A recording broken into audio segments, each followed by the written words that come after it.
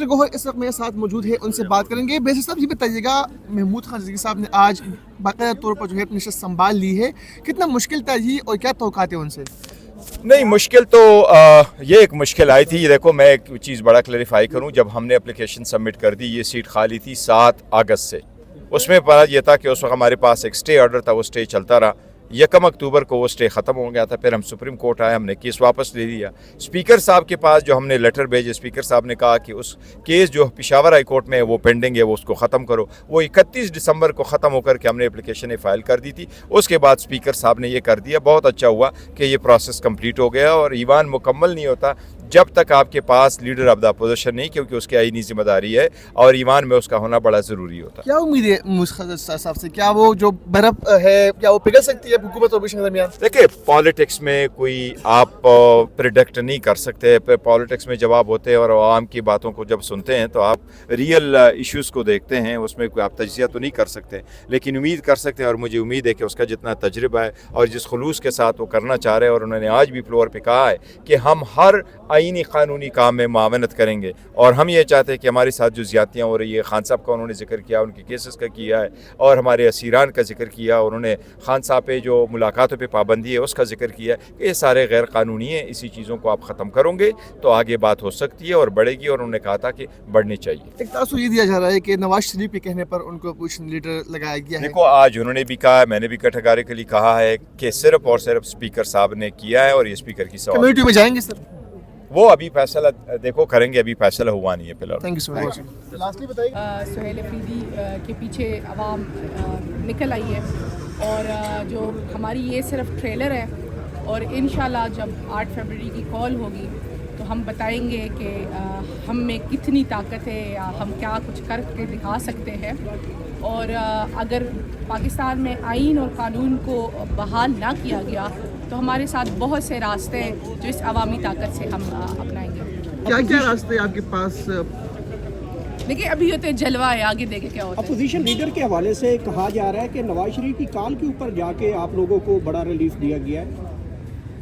میں تو اس پہ کمنٹ نہیں کروں گی, کیونکہ میں ذاتی طور پہ سمجھتی ہوں کہ جو JUIF ہے اور اچکزئی صاحب کی پارٹی ہے وہ بلوچستان میں رائیولز ہیں, تو اس طرح کے اگر کمنٹس انہوں نے کیے, میں اس پہ زیادہ بات کرنا مناسب تو نہیں سمجھتی. ہاں, میں ایک بات ضرور کروں گی کہ نواز شریف صاحب کے پاس تو اتنا اختیار نہیں ہے کہ وہ اپنی مرضی سے پارلیمنٹ آ سکے, تو ان کی مرضی سے نوٹیفیکیشن کیسے ہو سکتا ہے؟ اچھا, مروت صاحب نے کہا ہے کہ آپ لوگوں کا احتجاج صرف KP تک محدود رہے گا, اسلام آباد, کراچی اور لاہور کی طرف نہیں جا سکیں گے, کیا کہیں گے آپ؟ دیکھیے جی, خان صاحب نے فی الحال کال تو KP کے حوالے سے ہی دی ہے, اور بہت سے راستے ہیں جو انہوں نے احکامات KP کے حوالے سے دیے ہوئے ہیں. ہاں, 8 فروری کو پورا پاکستان ہم جام کر کے دیں گے, اور 8 فروری کا انتظار کریں گے. 8 فروری کو بند کا مطلب بند ہے یا پھر یہ ایک جزوی احتجاج ہے آپ لوگوں کا؟ دیکھیے جی, 8 فروری کو بند کا مطلب بند ہی ہے, اور یہ ہم دکھائیں گے کہ ہمارے پاس کتنی عوامی طاقت ہے.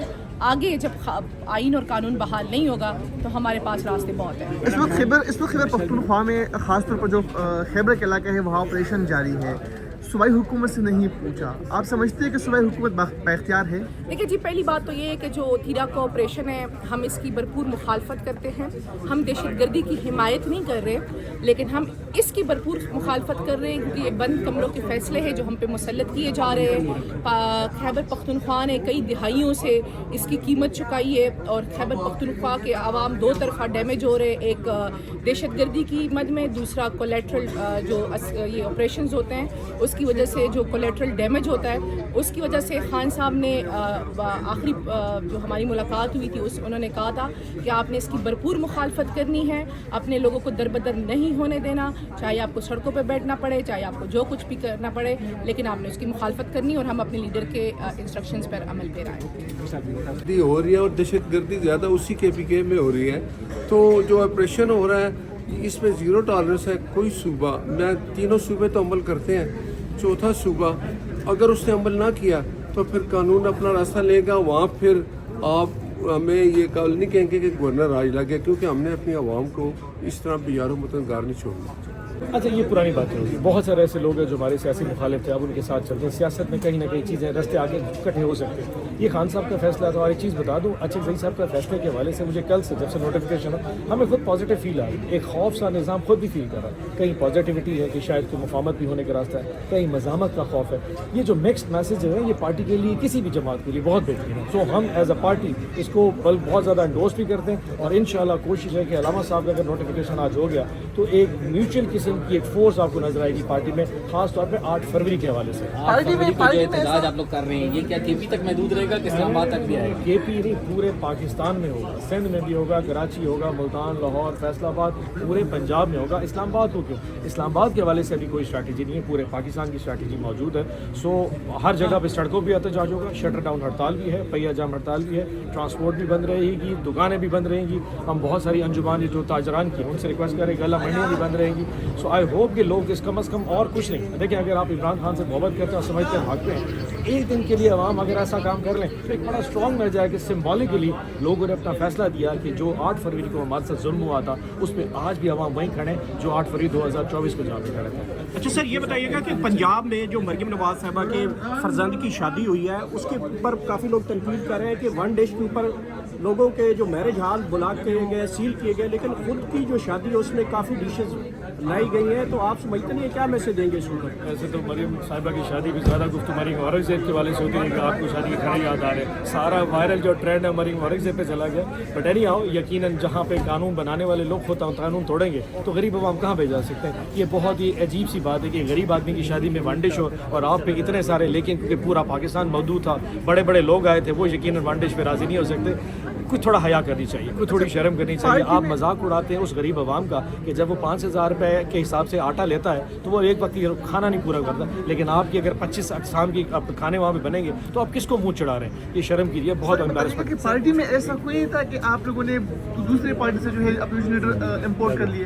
یہ خان صاحب کا فیصلہ تھا اور بہت بہترین فیصلہ تھا. آپ پچھلے 2 اپوزیشن لیڈرز خان صاحب نے خود کہا تھا کہ اگر میں فیصلے غلط کروں تو مجھے یہ بتانا کہ غلط کیسے غلط. 3 اپوزیشن لیڈر ہم نے بنائے تھے. اچھا زئی صاحب تھے, اپنا بشر صاحب موجود تھے, عمر یوب صاحب موجود تھے اور شبلی فراز صاحب. 3 اپوزیشن لیڈر پارٹی کے آپ نے نائل کر دیے.